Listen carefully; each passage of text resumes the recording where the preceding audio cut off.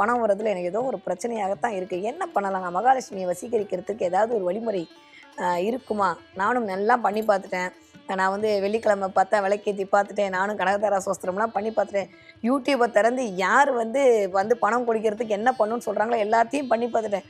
ஆனாலும் எனக்கு எதுவும் வரவே மாட்டேங்குது அப்படின்னு சொல்லிட்டு நீங்கள் கொஞ்சம் அப்படியே யோசிச்சுட்டு இருக்கக்கூடிய ஆளாக இருந்தால் இந்த வீடியோ உங்களுக்காகத்தான்.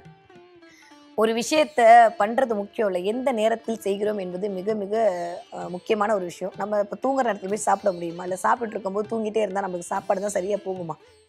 இல்ல. அப்ப எந்த நேரத்தில் எதை செய்ய வேண்டும் என்று ஒன்று இருக்கிறது. அப்போ ஓரை தெரிந்து நாம் ஒரு காரியத்தை செய்யும்போது, அதற்கான வாய்ப்புகளும், அதற்கான சரியான முறையான தன்மையும் நம்மளிடம் வந்து சேரும். பணம் உங்ககிட்ட வரணுமா? எப்பயுமே வந்து கையில பணம் இருந்துகிட்டே இருக்கணுமா? ஒண்ணுமே பண்ணாதீங்க. சுக்கிர ஓரையை பிடித்துக் கொள்ளுங்கள். குரு ஓரையை பிடித்துக் கொள்ளுங்கள். அந்த நேரத்துல உங்களுக்கான ஒரு சேமிப்பை ஆரம்பியுங்கள். அதுவும் கண்ணாடி பவுல்ல காசு நிறைய போட்டு வச்சு, அதன் மேல் வந்து ஒரு ஏலக்காய், ஒரு பச்சை கற்பூரம், ஒரு கிராம்பு, இதை 3யும் போட்டு ஒரு கண்ணாடி பவுல மூடிடுங்க. இந்த மாதிரி பண்ணி பாருங்க. உங்க வீட்டில் எண்ணி 21 நாளுக்குள்ள பணவரவு என்பது நிறையாக வர ஆரம்பித்து விடும். ஏன்னா கண்ணாடியில் ரிஃப்ளெக்ட் ஆகும்.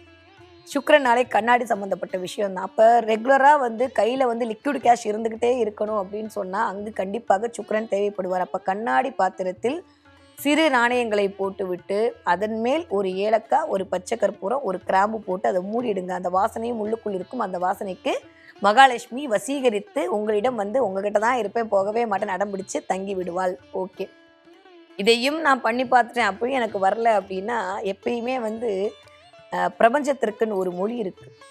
நம்மளுடைய எண்ணங்களாலும் நம்மளுடைய செய்கையாலும் தான் வந்து பிரபஞ்சத்தை வந்து நம்மளால் ஈர்த்து கொள்ள முடியும். அப்படின்ற போது ஒரு சில ஒளிகள், அதை நம்ம மந்திரம்னு சொன்னாலும் சரி, இல்லை அதை வார்த்தைகள்னு சொன்னாலும் சரி, இல்லை எனக்கானதுன்னு நீங்கள் எடுத்துக்கிட்டாலும் சரி, ஒரு சில மந்திரங்கள் சொல்லி மகாலட்சுமியை வழிபாடு செய்ய செய்ய செய்ய பணம் அப்படின்ற விஷயத்தில் இருக்கக்கூடிய தட்டுப்பாடு நிவர்த்தியாகும். உங்களுக்கு நான் ஒரு மந்திரம் சொல்லி கொடுக்குறேன், அதை நல்லா கவனமாக கேட்டுக்கோங்க. ஏகம் தனம் சர்வம் சித்திக்கும். ஏகம் தனம் சர்வம் சித்திக்கும். ஏகம் தனம் சர்வம் சித்திக்கும்.